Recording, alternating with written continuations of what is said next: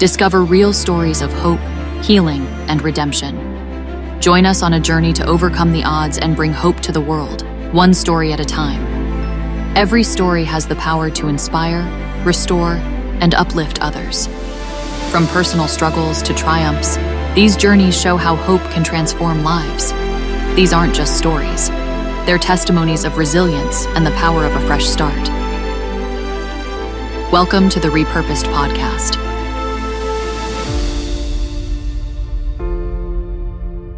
Hey everyone, welcome back to the Repurposed Podcast. I'm Hannah, and we are so excited because I have a very special guest and good friend on today, Alexa Markwell.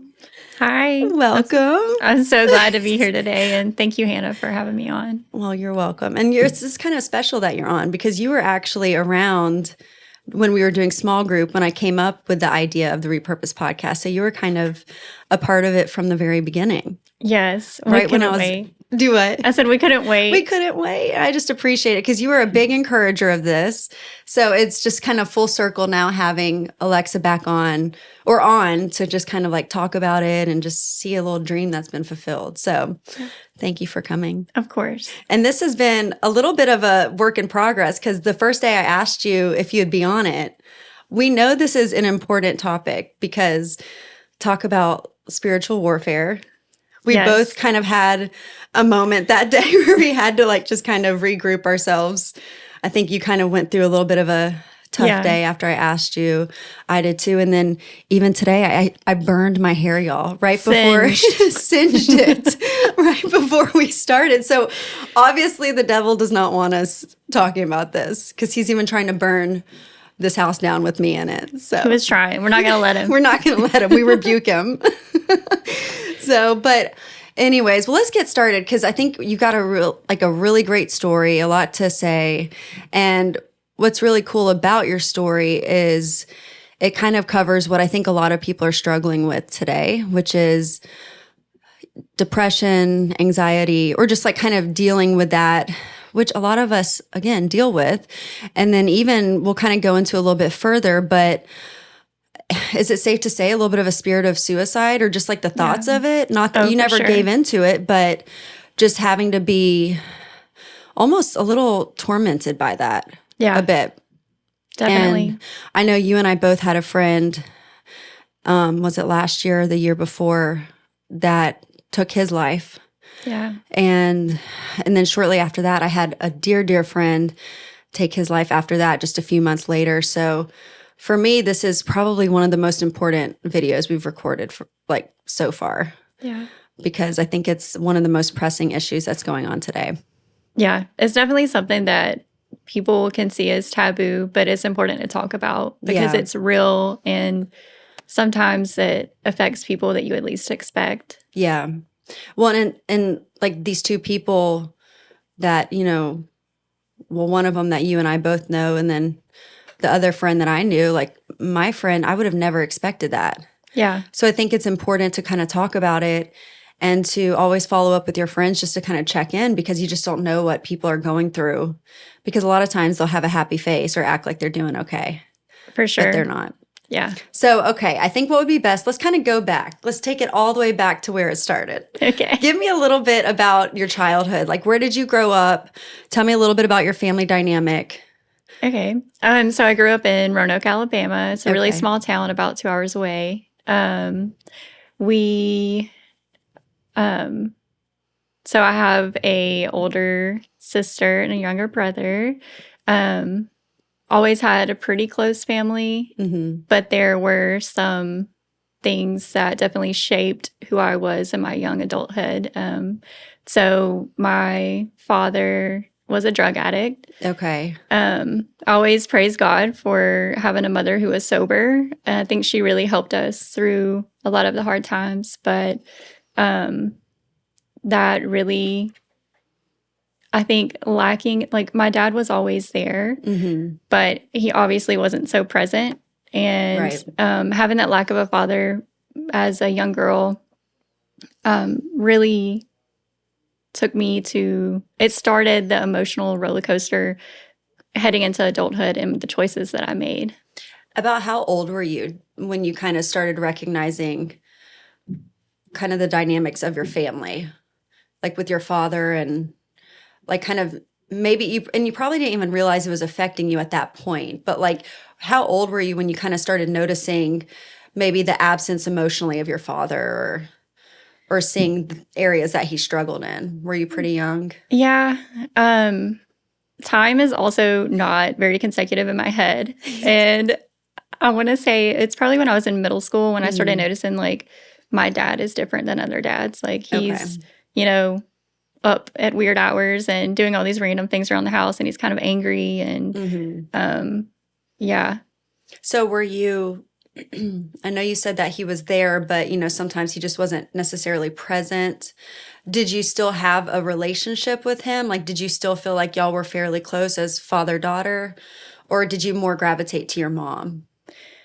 Probably more towards my mother, but it's also hard to recollect some things because I just remember, honestly, like just from all the things that have happened, sometimes it's easier to hold on to those bad memories than the good ones. And I think the memories of when I was younger, unfortunately, like I can vividly remember the hard times, but the good is kind of hard to remember. Right.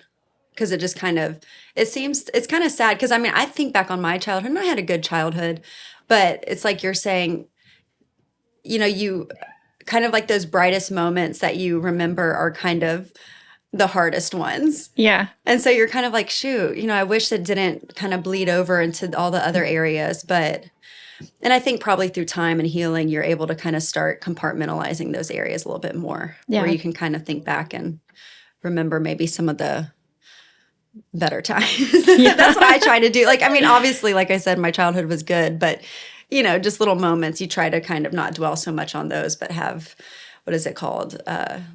There's this book I read, Spiritual Intelligence, where it helps you like direct your thoughts and not be so quick to think about like the hard times, but focus it more on the good times, the good thoughts, things that are good and positive. And yeah. So, okay. So you said middle school. So what did that look like as you progressed through high school? Like, what was your kind of lifestyle like as a young teenager coming into adulthood? So during high school, I did have a boyfriend like all throughout high school. So basically, I just would spend a lot of time with him and be away. I spent a lot of time away from the house. So that's all I can really remember from that period. It's just not really being there as much. Do you feel like that created almost like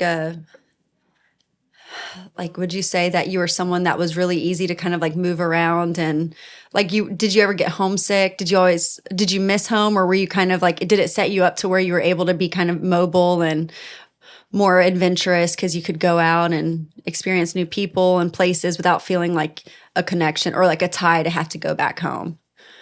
Yeah, maybe.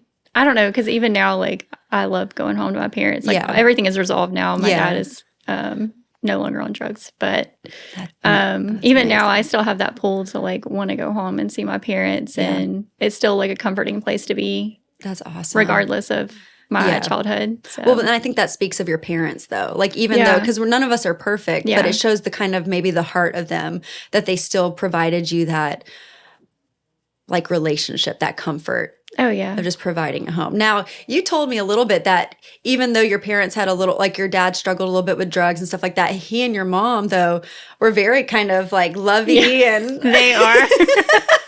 I love that because, obviously, I think you said like, you really were witness to their relationship a lot of times. But like to me, I was raised in a more like conservative. Yeah. Like affection wise between my parents. So that's just like that dynamic for me was something that I was not raised in. But I kind of think that's fun from like what you've explained. I think it kind of. Yeah, they were very passionate, I think is the word. That's awesome. Now, do you feel like you have some of that passion? Maybe. Or you've been able to kind of like temper it a little bit through the years? Yeah, probably so. But definitely a very affectionate person myself, regardless. In like all relationships, I'm always a hugger and, just want to love on people. So. Yes. Oh, okay. Well, okay. So that was kind of middle school, high school. Let's kind of fast forward. Did you go to college? Did you decide you want? Okay. So Yeah. where'd you go? I went to Auburn. Okay. Okay. Yeah. Roll Tide. Oh, can't say that one. It's okay. We can still be friends. But Yeah. okay, so you went to Auburn. Yeah. And when did you start school? What year did you enter in? It was precisely. I'm just gonna Give me the day and the year and the hour. So I started at community college for Southern Union. I think I started the fall after I graduated high school. And then, so I went to Southern Union, and then I moved to Auburn while I was still there, and eventually transferred to Auburn University. And then that's when my rough times really hit. I was about a year and a half away from graduating with an animal science degree. Okay. And I just experienced a really hard time in my life. And I always dealt with anxiety and depression, but I think at this point is when it really turned and I started to have suicidal thoughts. So within a 2-year period, my grandmother died on my dad's side. And then my grandfather, who was a Baptist preacher, committed suicide. Oh my gosh. And then we found out that my mom and dad were having more issues than we thought. And my dad ended up going to prison for a little while. And my mom tried to commit suicide as well. And it just was the most heartbreaking time of my life. And it really broke me as a person just to have to go through that amount of things in a short period of time. And while you're in college, Yeah. trying to wrap up. And I mean, Well, I couldn't. yeah, Yeah. because those later years in college are already stressful. Yeah. And I had become so depressed that I just couldn't get out of bed and go to class. Yeah. And so I ended up, instead of, I think it was too late to remove myself from the courses. So I just failed out that semester, and I stayed out of college for 4 years and just worked. I was a waitress. So I was just working and drinking. And that's really what I turned to, was partying and trying to have fun. And yeah, I did have a lot of fun, but it wasn't healthy for my headspace. But I couldn't see that at the time, because at the time I just wanted to feel better. I just wanted to feel happy and kind of bury that depression that I had and try to put on a smile for my friends and act like nothing was wrong, because I think a lot of them didn't know the depth of my hurt and the depression and the thoughts that I was having, that there were some days where I really thought that everybody would be better off if I wasn't here, which is obviously a lie from the devil, and I know that now, but then I didn't know God then. So it was a really, really hard time for me during that time. Well, taking it back to starting out with your grandfather, who was a Baptist teacher, obviously you would look at him and say, oh, he has a faith background, a foundation. Was he married? Yeah. At the time he was married. So did that come as a shock? Yeah, it was a really big shock. Were there any signs, or was he usually pretty happy, positive? Yeah. He was one of the Baptist preachers that would jump up on the pew and yell at you about going to hell. And so he was a strong one. Yeah. And yeah, I was obviously shocked when it happened and couldn't believe it. And then that further complicated what I already thought of religion. Yeah. Because I always felt like I knew there was something, but I just didn't know what it was. Right. And I just remember after that part, I'm like, well, if this man, and this is a very naive way of thinking, and I see that, but I was like, if this man who was such a man of God can do this, then, is there? But obviously.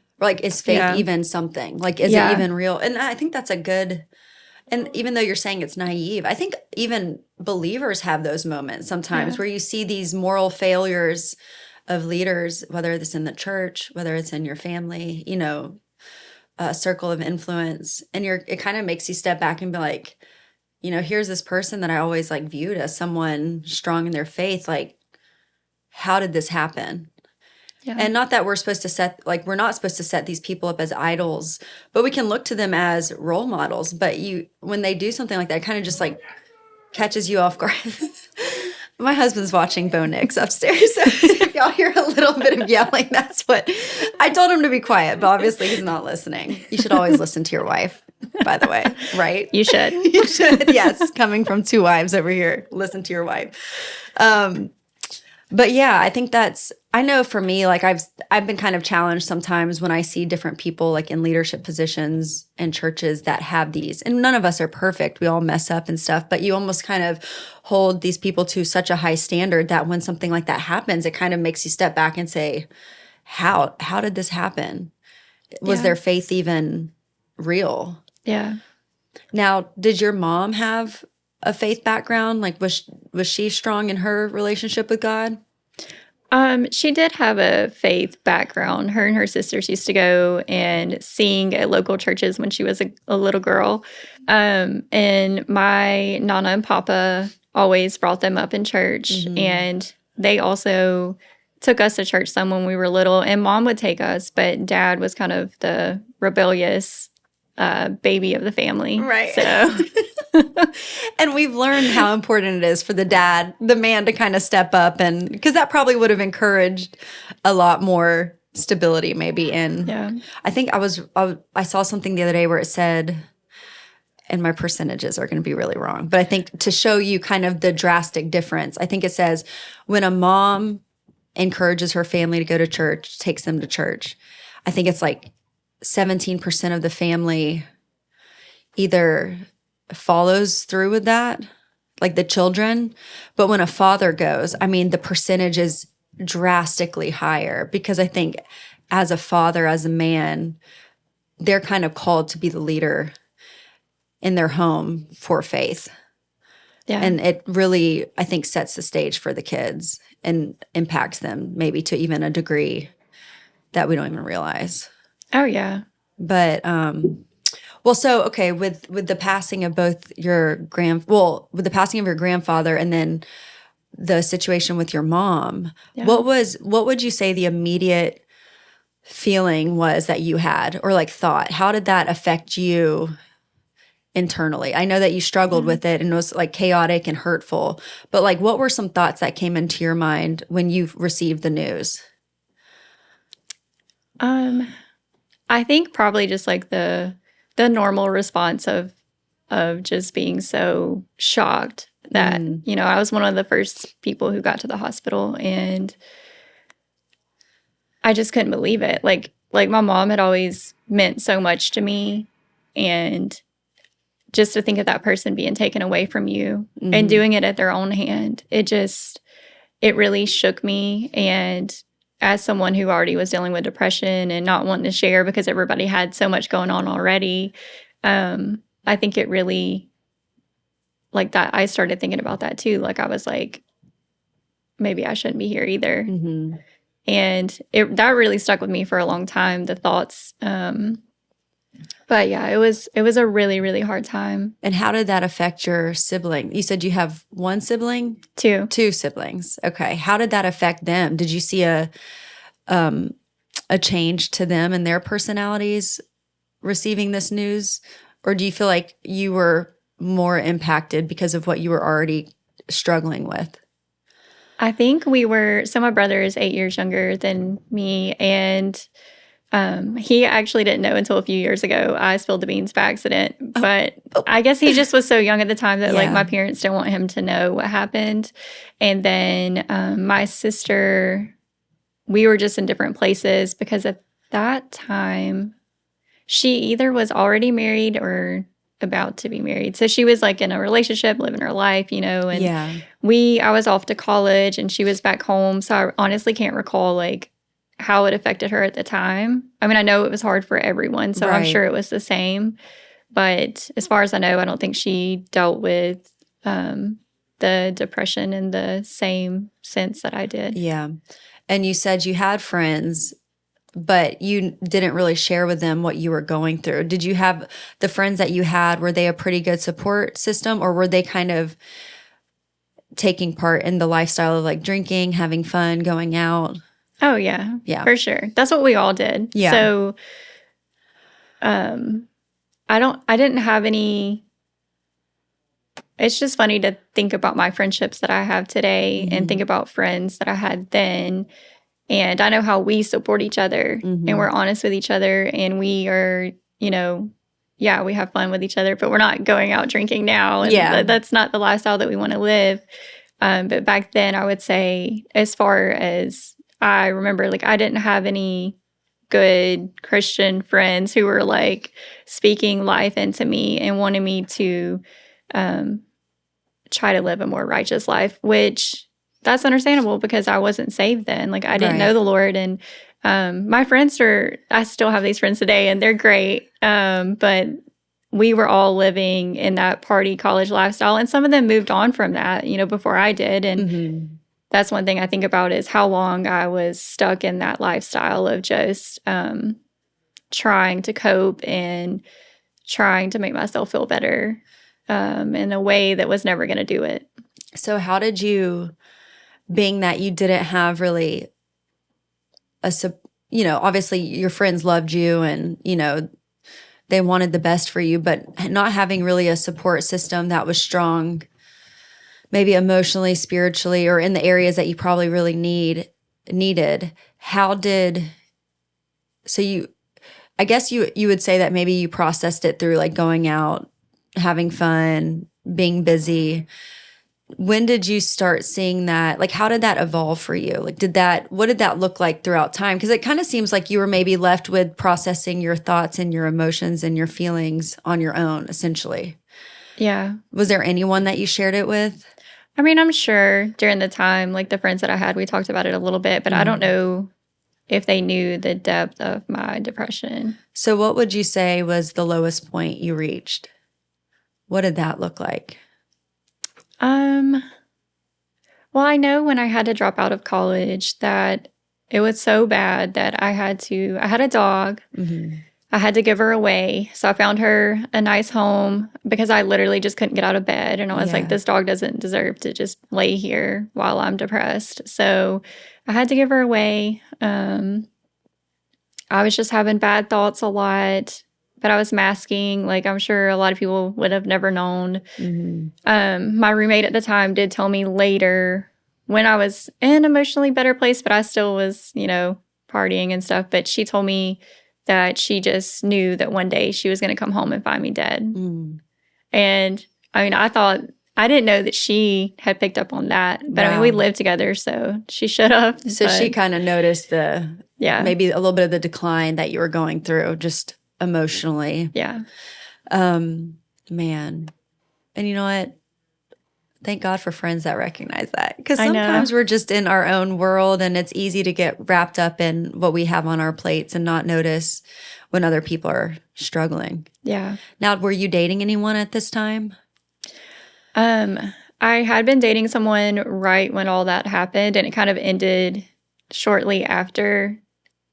And unfortunately, they just told me that, basically that I should kill myself. Oh my God. And that's kind of how we ended. And yeah, I did a lot of things I shouldn't have in the relationship too. So, I wasn't perfect back then, and I'm still not today. But it just ended in a really terrible way with them telling me that. And it's funny to look back now because I just see all of the lies of the devil that I believed, that I wasn't worthy, that, no one would ever love me in the way that I loved, because I've always had this big heart, and like my love is so encompassing, and it's just always been a lot. And I just felt like no one was ever going to love me like that. And I just felt so unworthy of friends, of love, of just being here. Yeah. Really. But I think during those times too, what kept me going is I did think about my friends and my family, and I was like, what impact would this have on their lives? Like, if I decided to do this today, what kind of impact would that have? And that voice always kept me from going to the next step Like I would think about things and think about ways that could happen, and then I would just think about my family and I'm like, I couldn't wreck them in that way. Right. So that's one thing that always kept me going. And now, 10 years down the road, I guess, I really think that was God. Like God was protecting me in that season. Like it was a terrible season of my life. It was, sometimes I thought that I was never going to come out of it. But I think that he was really protecting me during that time and just giving me this testimony to share with people. Now, who do you credit that protection with? Obviously, you felt the hand, or looking back, hindsight 2020, you can see the hand of God on your life, discouraging you to make decisions like that, putting in perspective the pain and the cleanup that your family and friends and loved ones would be left with. I remember you telling me recently that you had a conversation with your grandmother. Flash forward to now, like present day. And would you credit her maybe with some of that protection? Oh, yeah. I think you said you had to tell us a little bit about that conversation you had with her about her praying for you. Yeah. So I just was talking to her recently and I was just telling her, like, thank you for your prayers all throughout the years, because there was such a long period of my life when I wasn't a believer, and she was holding it down, praying for me. Yeah. Like obviously she's my grandmother. Like she wanted the best for me, all my siblings, everyone in the family. And she just prayed and prayed and prayed. And I know the pain that it caused her to see me walking down the road that I was. Yeah. And, but she never gave up, and she always prayed for me that I would turn that around. And, so of course, when I thanked her, she's just like, of course, baby, like, I love you. And, I'm just so proud of you and where you are today. And wow. Yeah. And that took, you're saying probably around about 10 years. I mean, yeah, it was a long time. Bringing you back to where you are today, which you've been a believer now for some time, and we'll get to that. But I mean, I think that's something that has been, and I did like a really low budget video recently, but it was on my heart to encourage people the power of prayer, because we might not see a return for our prayers over people in our lives that are hurting or lost or struggling. And a lot of times I think that we feel like our prayers aren't being heard, they're not being met, and it's kind of a useless thing to continue giving our time to. But I think that's just a testament that our prayers are actually doing something.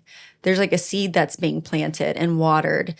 And if you ask my opinion, and something I talked about in the video was, if you read through the course of the Bible, Old and New Testament, you see God's heart for saving the one or the lost or the family. And I think in present day, your grandmother is a perfect example of that, because of her faith, God, there was a special blessing on her family, specifically you, which brought you, you obviously still had to make that decision on your own, had to get to that point of like surrender. But at some point you came out of that. Yeah. And gave your life to Christ. Yeah. And Amen. That's just incredible. That is so incredible. So real quick, I want to kind of polarize the feelings that you had and then go through the process of where you began to, I don't know if change is the appropriate word, but where you started kind of coming up into the light, fresh air, changing maybe your surroundings, your mindset. So give me like a few key words of what you felt when you were in this dark place. Just hopelessness. I just felt so unworthy of life and love, and just like I couldn't breathe. Yeah.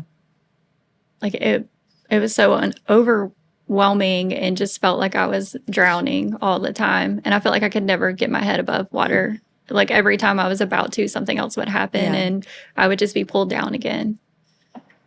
So, and I think it's important to kind of not to focus on those things, but I think it's important to definitely name them, because I think a lot of people struggle with this issue. I call it a spirit because I think it lays on us like it's a spiritual thing, like it's heavy, it's suffocating. And I think it's important because I know a lot of people are struggling with anxiety and depression. And sometimes like it's easy to say anxiety and depression, but like, what does that really look like under the surface of just those words? So if ever you're feeling these things, you know, if anyone ever feel like this is what anxiety, depression, thoughts of suicide can feel like, look like. But I don't want to dwell on that. I just kind of want to be able to bring to light, okay, what is that? But now I would like to move forward to kind of that place of surrender. If you got to that place, and what did it look like for you to move out of that, to emerge from that season of life? How did that happen? So I went back to college. I graduated with my degree in animal science, and then I could not wait to leave Auburn.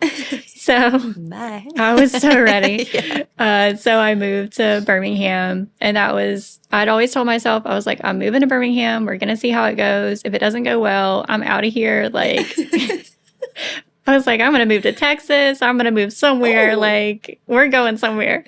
And so I moved here. I was working at a local bar where my now husband came in. And shout out to Weston. We'll get to him later. Yeah. So he comes in, and I meet him there, and I was still living the same lifestyle, still partying, still drinking. And he kept inviting me to church, and I was like, that's not my vibe. I don't like that. Like, no, I'm not going. But I eventually did. Yeah, he wore you down. He did. He kept asking. So keep asking those friends, you guys. Never give up. Don't give up. Be the pest. Yes. So he kept asking me, and then I eventually went to church, and then the restaurant got shut down because COVID came along. Okay. And so I had 2 months to sit at home. And I mean, that's as still as I've ever been in my life, because I started working when I was 16. So I'd always been like, had this strong work ethic, like just work is all I knew. And so it gave me a chance to just be still and to think. And I started watching church services in my bedroom on Sundays. And one Sunday, I can't even remember what was preached, but I just knew it was time to give my life over. And it was just like this overwhelming feeling of like surrender and like, this is what you need. And I had felt that with the Lord before, like in my childhood, like I would just get full body chills and wanting to cry. And it's like I knew, but I wasn't ready at those points in my life. But at this point, I was so tired, and like, I just knew there had to be something better for me. And I knew just in that moment that I had to surrender to God. Right. So I gave my life over then. But there is a long period of sanctification and of wanting to live a righteous life. So I would say about 1.5 years, I still was in and out of like the party scene and still drinking. So it took a while to not want those things, but it's just through prayer. Because I remember praying to God, like, I don't want to do these things anymore, but I still am. And God, just help me give up these things. So you had the conviction that you wanted to eventually kind of step out of that lifestyle. And you're saying, so it started with the conviction. Now, was that just something that was placed on you, or did you read about, like, where did that conviction come from? Was that just through prayer, through, spending time in prayer with God? Was it through reading the word, learning the life that he calls us to live? Like, what kind of pointed out those areas in your life? Yeah, it was probably a mix. And now that I look back on it, it's easier to see. But me and Weston were off and on at the time, like we were dating. And then I think he would always pull back. But I think it's because he wasn't sure if I was ever going to give in fully to the Lord, you know? And he could see where I was still living that lifestyle a little bit, kind of teetering on the edge, going back and forth. And I mean, I don't blame him for not wanting to marry someone who likes to party and drink all the time. But I think he just wasn't sure, like, if I was ever going to get there. Yeah. And he was a big encouragement for everything that has happened in my life, as far as, like, since I've gotten saved. He encouraged me to do a small group, which led to a freedom group that I randomly picked, which led to my current job that I have, which is at a Christian organization. Getting out of the service industry was a big thing because when we get basically really cheap free drinks, and so like after work you would just drink. So a big part of it was changing where I worked, and being surrounded by other Christians and in the workplace like all day, and it just gives you this want to live a more righteous life. And like, you don't want to just be there and be another face and then go out on the weekends or go home and do, you know, like, you want to live the life for the people. Like God calls us to be a light. And when I read that, like, I'm like, yeah, I need to be, like, there's things I need to give up. And another big turning point for that was when I got baptized. Because I knew. It's like after you get baptized, like, you're telling the world, like, I'm giving my life over to Christ, and I just wanted to be a good example to everybody around me. Yeah. Now, seeing what you were willing to give up in the lifestyle you were wanting to live, if you were to rewind to college, Alexa, would you have looked at that and been like, boring? Or would, you know, like, is that how you would have viewed someone in that lifestyle? Or were you just always kind of indifferent to it? Like, did that seem boring to you back in the day? Yeah, I think it did. But then now that you're in it, would you say it's boring? No, it's so I remember thinking, just thinking about, like, people I knew who were religious, people who were Christians, and I'm like, oh man, like, I would hate to live a life where I have to follow all these rules and I can't do what I want and, you know, all this stuff. And that was me in college. So, but I just always thought, oh man, I don't think I could do that, where I would have to follow all these rules and do this. But I think a lot of my love was misguided. And it's just so funny to see it now, because I'm like, oh, all this love that I was dumping on people, like, that was meant for the Father. Like, I love God so much. And it's just thinking about God and how much he loves us and what he gave for us, and so that we could live. It's just, yeah, it's really beautiful, and it's overwhelming sometimes, and I'll just cry thinking about Jesus' love and, like, how great and how redeeming it is. And that was really the areas that you were missing in your life. Like, from childhood, you loved your father and he loved you, but it's like that emotional connection and support was probably what you needed.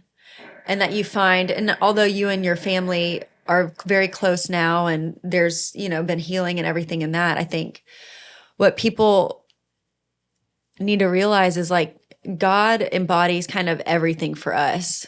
And it's a father figure where he can love and support and protect. He's also, and this is why we call him, like, the groom, because he also provides that love, that intimate love of feeling wanted, of feeling like we're in a relationship, in a space where we belong, where we feel fulfilled. And something that I love about him is that we can grow in our relationship with him without fearing him leaving or rejecting us.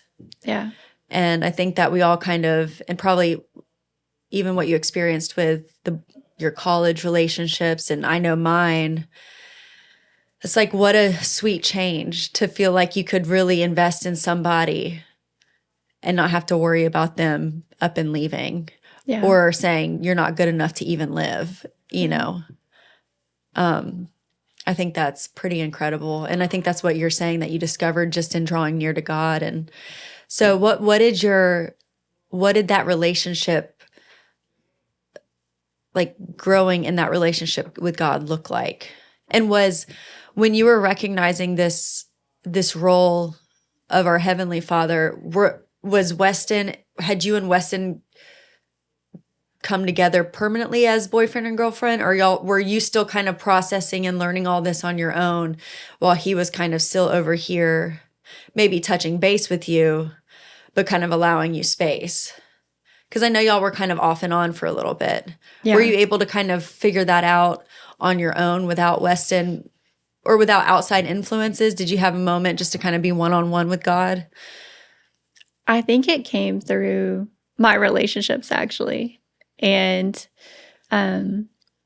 so me and him were off and on in the beginning, and then, which I got saved pretty early on in our relationship, but I still was living in the world. And I think the big push was I went through freedom. Okay. So during that, I learned, what God had for my life and what it looked like to start letting go of some of those things from my past, and what it's like to start your journey of healing from all of that. And freedom is a curriculum offered at a lot of different churches, right? Yeah. And like what you're saying, where it focuses on releasing hurt from your past, looking forward, finding freedom over the things that hinder you and hurt you. And okay. Yeah. Freedom is an awesome curriculum, and it really changed my life. And I actually got to co-lead last semester, which was really special to me because God had been laying that on my heart for about a year. So when I finally got to do it, it was really amazing. Yeah. But and surreal. And you tell yourself that like you're not worthy even now to do some of these things, but it's like, no, God has appointed us. He has called us. He has chosen us to do these things. And it's just what he has for us. Yeah. So then let's talk about Weston. Yeah. A little bit about him. So what I love is the parallel of, obviously, again, none of us are perfect. So Weston, you're not perfect either. So I say this lightly. But what I love about it, but we love you and you're close to perfect. Of course we love you. But I love the parallel of Weston to even the person you spoke about in your past. Yeah. Where that person was almost calling you to destruction, whereas Weston was calling you to life and life abundantly. Yes. Which you can only find through a relationship, in our opinion, through Christ. And I mean, we say our opinion, I say our opinion, but it's to me fact. And I would challenge you to also discover that. And I know you will for those who are kind of hesitant or doubting, I just challenge you to look into it, because I think we're both walking testimonies of the power of Christ and how it heals and transforms your life and your whole perspective of life into something greater and better than you could imagine. Yeah. But you have to be in the process to feel it and to Yes. experience it. It's hard to explain it with like earthly words when it's a spiritual thing that you experience. Yeah, it definitely is. Yeah. But I love how Weston kind of came. And you know what? It says a lot about Weston because he loved you. I think he saw the capacity that you had to love, like your heart. I think he probably saw the special design that God created you for, in, however you want to say that. But yet he also knew for himself what he needed in a partner, in a wife, in a girlfriend. Yeah. So he wasn't ready yet to completely say, hey, let's do this. But he challenged you to kind of step up to really a better, like, to your fullest. Yeah. To my full potential and in that relationship with Christ. Yeah. Yeah, he really did. I told him at least a couple of times when we first started dating. Obviously, I was like scarred from my past and a little hesitant of men, and had just been through multiple really bad relationships. But I told him a couple times, I was like, you're one of the only men who's come into my life and wanted the best for me. Wow. Like, you truly want the best for me, whether you're with me or not. Like, you see this person that I couldn't see at the time because I was so broken. I was a shell of a person. Like, Right. I didn't love myself. I didn't think of myself really hardly anyways, but I just didn't, I don't know. I just was so broken. Mm. And he saw, though, how God had made me and my uniqueness and all the things that, in the past were maybe held against me or people didn't see. Yeah. So he did. I love him, and he's really helped me grow as a person and come out of my shell. And I'm really thankful he came into my life, obviously, at the right time and in God's timing. And we didn't know it in the beginning, but yeah. I love that. And I love how y'all were in each other's lives, but y'all went through seasons of like together and separate, where Weston was willing to step back and allow you to kind of process some things. Like, he kind of left you with some seeds, with some thoughts, and then stepped back and really placed you in a season where you were kind of you had the freedom and the space to kind of say, is this what I want? You were able to kind of sit down and process it on your own. And those seeds and those encouragements and the holding you to a higher standard. Like, I mean, Yeah. I'm not saying God is for credit of where you've come, but it shows the importance of how God can place people in our heart or in our lives to either encourage us in the path we should go. Yes. And to call us up and call us out. Or if we're not obedient and disciplined and use discernment, we can place people in our lives that will totally knock us off course. Yeah. And almost snuff out that light that's in us. Yeah. They definitely will. Yeah.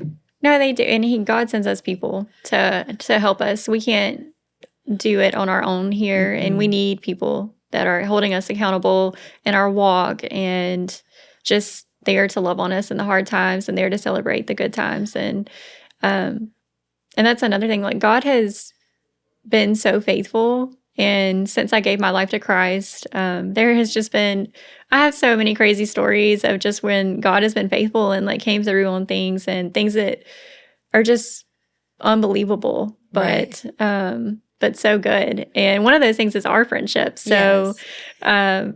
I just remember that period of coming out of the party life and trying to live a little more righteously, just live the life that God would want for me. Yeah.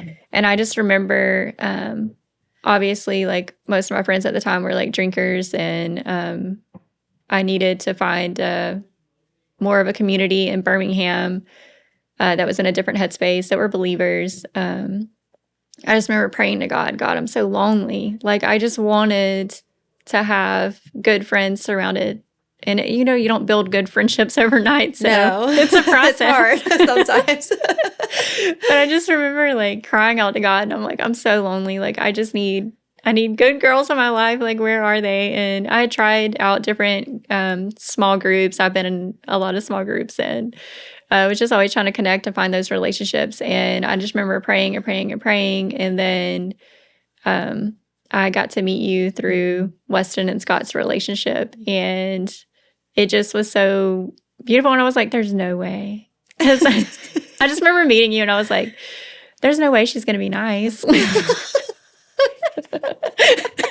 You're also not supposed to judge a book by its cover.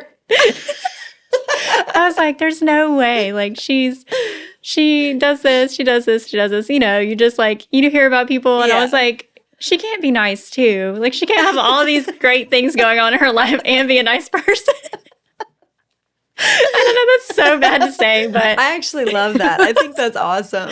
I think that's how some of the best friendships start. Yeah, just totally unexpected. You're like, this can't be. Well, because when we met, so our now husbands, we were, I guess, dating and engaged to our respective husbands at the time. So we were not married yet, but they were friends. Yeah. And they were friends. Our husbands have some interesting, and we'll have to get them on here. Yeah, we need at to. some point.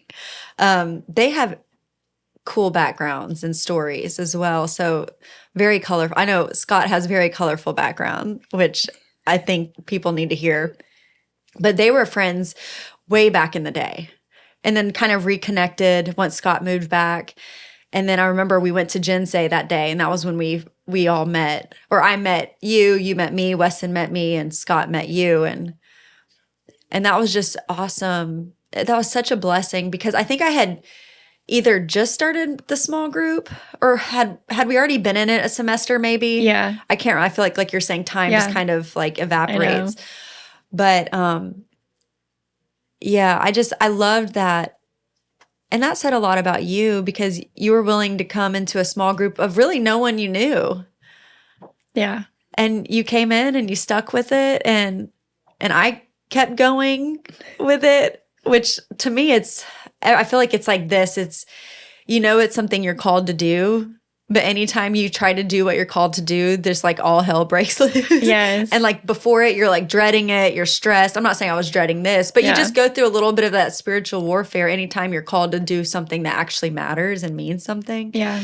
But the fact that, we stuck with that small group for about we just wrapped up this last semester in the fall too. So, we've been doing it for a few years now. Yeah. 3 years.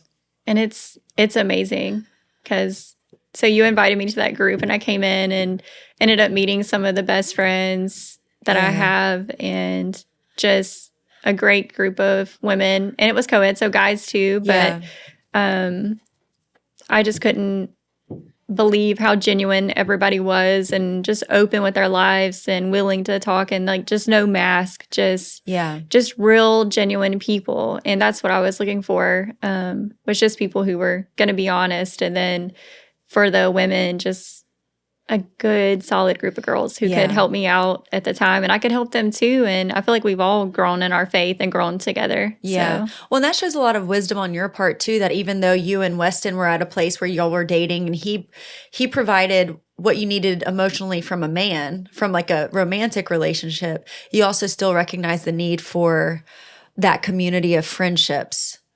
Because I think a lot of times when we begin dating people, it's easy to kind of just like get wrapped up in that person. But really, we're made for community. We're made for relationship, with a husband or wife. But we're also still made for community with friends.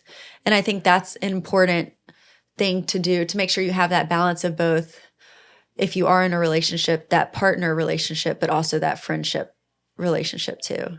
Oh, yeah.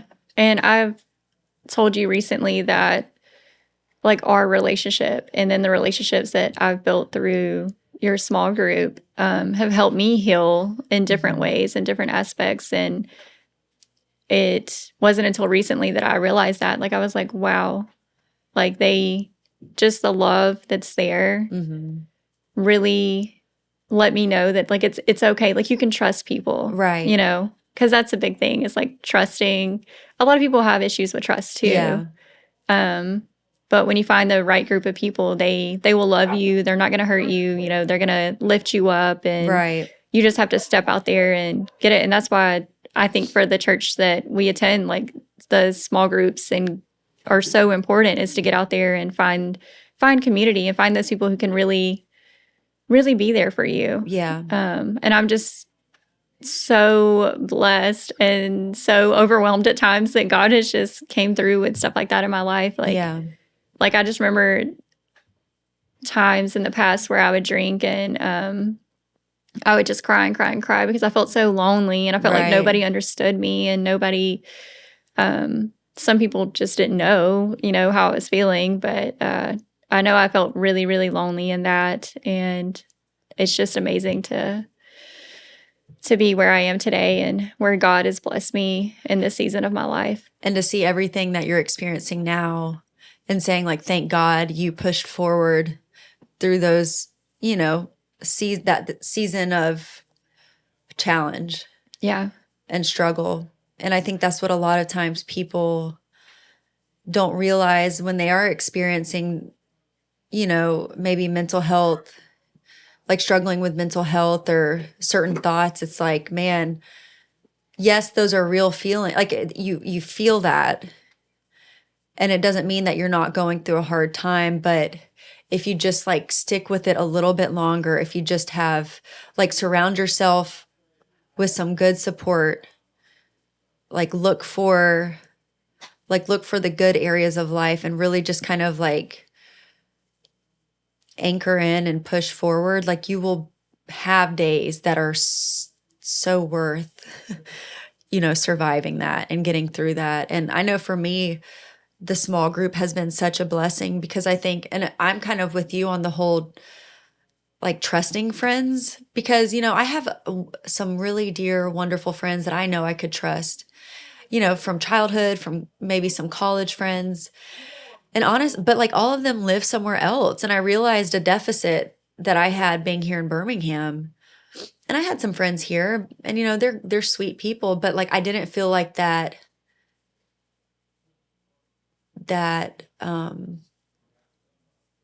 trust was there, like people that I really feel like I could share with, like share and trust that what I was sharing with them would be stewarded well, that they would pray over it, pray with me, support me, not share, maybe with people not in the friend group of stuff that I was going through. And just like that for me was such a blessing. And what's been so cool is because, I think I have a friend that I used to work with, Janice, and she's so wonderful. And she told me sometimes friends come into our lives, friends or people come into our lives for reasons, seasons, or lifetime. And I feel like lately I've been going through, like the past several years, I've been going through a lot of like those seasonal friends. Yeah. And, I was like, man, in my adulthood, I want some of those lifetime friends that I have from childhood, but they just don't live here. But I need some lifetime friends here with me. And I feel like God really has provided me that with the group of women and men, in the co-ed group. But there's something about, you need the same gender sometimes to create a support. Because, there's things that, again, this past semester, we did just girls because we were like, hey, I think there's some things that we need to talk about that we really can't be super transparent and bold with speaking about in front of some of the men. And we need that. Yeah. And y'all have been that for me. And just such a trustworthy source of friendship and love. And something I think I was telling you and Liz the other day at brunch was like, I think I'm in a season where I really want to be held accountable. Yes. With love. I don't want people to just like crucify me, but like I want friendships that really hold me accountable, like for who I am and who I need to be. And I truly feel like I found that with y'all. Y'all are just such a special group of friends. And I know for you, you said you had been praying for a group of friends, and you got that with a small group. But I feel that same way. And God bringing y'all into my life, even though I was like hosting the small group, like I was desperate for those friendships. So it's just amazing to see how God brings people into our lives at the time we need them. And He does. Yeah. So, okay, so you told me the emotions, the feelings that came to you, or what you experienced in those challenging seasons back in college and out of college. What would you say are the key words for now that you're on the other side, you've given your life to Christ, you're being sanctified, you surrendered. What is it that you feel now?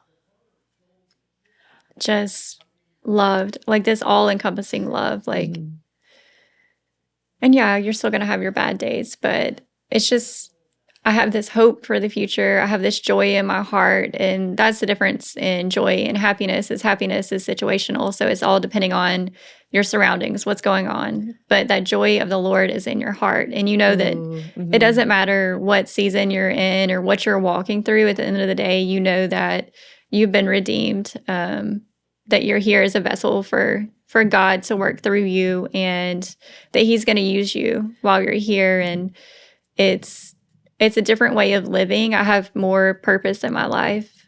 And I get to do that through my work too. So it's so exciting now to see the life that God had for me all along when I just couldn't see it before. And I'm listening to you, but I wanted to find this verse. Okay, this is it. Just what you're saying resonates with me, because like you're saying, there's a difference between a happiness and joy. And I never understood that until I came to a really solid relationship with God. And I know not, all of our listeners are believers, and that's okay. Like the point of the podcast is to kind of show y'all what it looks like to live a repurposed life, people who have gone through the challenge and have come out, and who or what was responsible for that point of repurposing. But we can only speak to what we've experienced, and how the joy that we've experienced is through a growing relationship with God. Yeah. And so every morning I read like a chapter or two from the Bible, and I've lately been in Philippians, and I'm pregnant, so I'm like super hormonal and like emotional. And also I'm emotional because I love talking to you, and I just always get such wonderful encouragement from our conversation. So I'll probably tear up a little bit here. But what I love about what you're saying is joy is not situational. It's consistent. And it can be found in the best of times and in the worst of times. And this verse that I read recently kind of speaks to that. And I don't think I understood it completely until I reached that point in my relationship with God, that the Holy Spirit revealed what that meant. And he says, so this is Paul, and he's written a letter to the church and the people of Philippi. And he says, for I have learned to be content, whatever the circumstances. I know what it is to be in need, and I know what it is to have plenty. I have learned the secret of being content in any and every situation, whether well-fed or hungry, whether living in plenty or in want. I can do all this through him who gives me strength. And I just think that maybe that's how we kind of wrap up this conversation, is that really a relationship with God is what gives us strength to make it through the plenty and the poverty, of life. Like even if it's not financial, like plenty or the deficit, the plus or the minus. And it's what gives us consistency in life that we can rely on, even when the world is hurtful, or discouraging, or we lose someone we love, or we experience a hurtful breakup, or anything and everything. What we found in our relationship with God is that he provides that contentment and that joy that we can have regardless of the situation that we're experiencing. Yeah. So to wrap this up, is there anything you would like to, I always like to put people on the spot with this question. Is there any last bits of advice or wisdom you would like to leave our listeners with? Yeah. I would just like to say, if there's anybody out there who is struggling, anybody who's tired, anybody who has been carrying something around with them for a long time that just feels like maybe they can't see taking another step, I would just say, I know what that step was for me. And I would just pray over your life and pray that that you would take that step towards God, because if you seek, you're going to find him. And God wants you to be loved. God wants you to feel this all-encompassing love. God wants you to have purpose for your life. Like, he doesn't want you to feel down in the depths. He has so much more for you. And so if for anybody who's just tired of carrying the burden of life, I pray that you could lay that down at his feet and give him a chance to show you what your life is and what the purpose is for your life and what he has for you, because it's more than you can imagine. Yeah. Like I didn't just personally, like I couldn't imagine back then that God would have me in situations that he has me now that are just like blessing others. And God will work through you to show people the light and to give them hope for the future. And it's just beautiful. And almost you have to almost have a reverence for what you went through and see that, man, that is such useful. Those are so useful, those experiences you've gone through, because like what you're doing even in your career now is like you're able to use, there's been so many times you've told me stories about where you've been able to speak with women or people and encourage them maybe who are going through similar experiences as you have, and you would not be able to encourage them and provide them the support that you're able to because of your own experience in those. I think a lot of times people feel like they feel ashamed of their past decisions or upbringing or experiences. But what I've learned in my relationship with God and speaking to people like you, getting to know people like you and hearing stories is like, and even like all the stories in the Bible of who God called up and called out of their past life, it's like, man, those are the best people, like people who have really experienced some struggle and challenges. Like those are the best, most equipped people to really make a difference in this world. And there are people out there that don't have a support system, that don't have a faith base, that don't have friends or people that they can count on, that really need someone like you to say, hey, I've been there, but you're going to get out of it. And this is how. So when you have moments, because like, you know, like you said, it doesn't mean that you won't ever go through challenges or have moments of insecurity or fear pop up. What's your immediate thing that you do? What helps you, brings you out of those headspaces? Definitely prayer, just praying to God about it, because He's our ultimate healer and He can help us through any situation. So definitely praying and then being honest about it. Yeah. So normally that involves either telling my husband or telling a close friend Yeah. what I'm going through. Just so, because you want them to be in prayer with you, and it helps to be able to be honest and be raw with people and tell them where you're really at. Yeah. That's great. I think that's important. Transparency. Yeah. With God, with yourself, and with your close friends that you can trust. For sure. Wow. Thank you for coming on. That was so good. Definitely. You're so encouraging. And I just love you so much. I love you too. All right. Well, thank y'all for listening in. Be patient. We have a few more guests in the lineup, and we can't wait to share some more incredible stories of restoration and repurposing. We love y'all.